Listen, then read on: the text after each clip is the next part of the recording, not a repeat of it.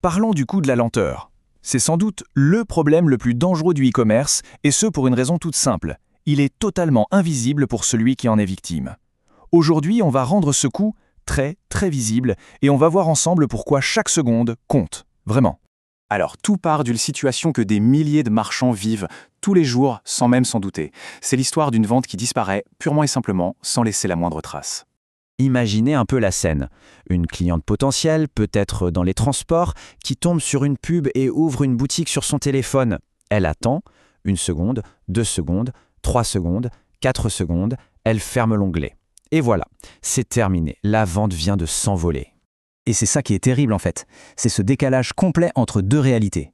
D'un côté le marchand, bien au chaud derrière son ordinateur de bureau avec une connexion fibre, qui voit son site s'afficher en un clin d'œil. Pour lui, tout va bien. De l'autre, la cliente, qui vit une expérience frustrante qui la pousse à abandonner. Le marchand, lui, ne recevra jamais de notification pour ça. Rien, juste le silence. Bon, on le sait tous, la vitesse, c'est important. Ça, c'est une évidence. Mais la vraie question, celle que peu de gens se posent, c'est où se situe le point de rupture exact? C'est quoi le chiffre précis au-delà duquel un visiteur décroche à coup sûr? Ce flou, il coûte une fortune. Alors justement, on va se concentrer sur un seul chiffre. Un seul. Mais c'est celui qui change tout. Celui qui fait la différence entre une boutique qui cartonne et une autre qui se vide silencieusement jour après jour. Et ce chiffre, c'est 3 secondes. Voilà.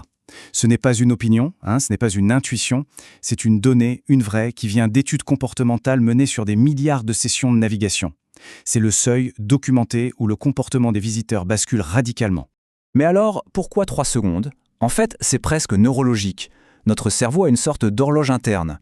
En dessous d'une seconde de chargement, l'action nous paraît instantanée, fluide. Entre 1 et 3 secondes, on sent qu'il y a un petit délai, mais on reste dans une attente active, on est encore patient. Mais passé ces 3 secondes, eh bien, quelque chose bascule dans notre cerveau. Le doute s'installe, et l'attente est interprétée comme un signal négatif. Est-ce que ce site est vraiment fiable? Et ce qu'il faut bien comprendre, c'est que cette perte de clients, elle n'est pas du tout progressive. Non, elle est brutale. C'est un phénomène qu'on appelle l'effet falaise. Parce que l'impact n'est pas du tout linéaire. C'est même tout le contraire. Entre 1 et 3 secondes de temps de chargement, le taux de conversion baisse un peu, c'est vrai. Mais après 3 secondes, il ne baisse pas, il s'effondre. Les données sont formelles. Les sites qui chargent en 1 seconde peuvent convertir jusqu'à 3 fois mieux que ceux qui chargent en 5 secondes. Vous imaginez? 3 fois! Et le pire dans tout ça, c'est que les conséquences sont durables. Une étude de Google a montré un chiffre qui fait froid dans le dos.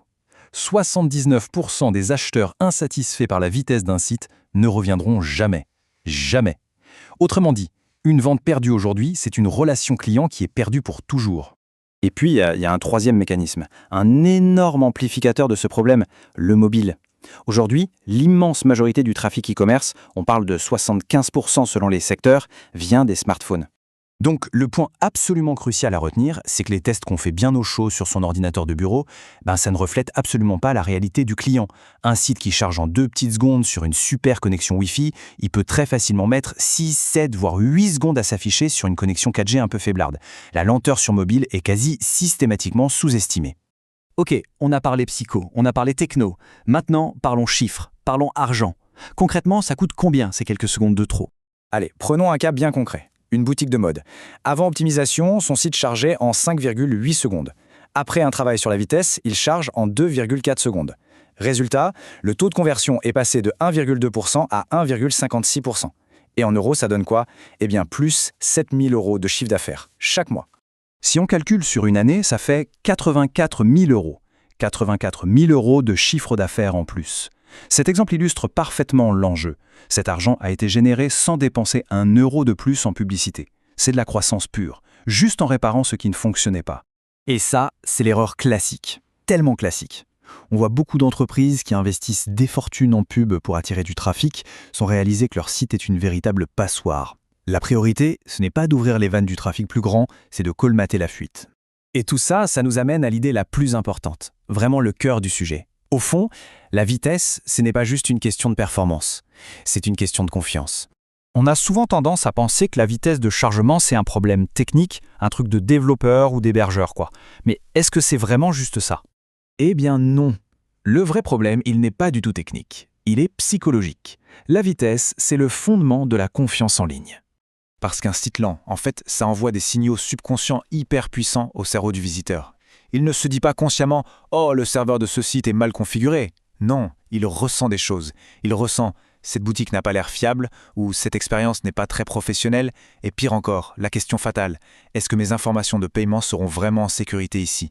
Ce sentiment de méfiance, il s'installe avant même d'avoir vu un seul produit.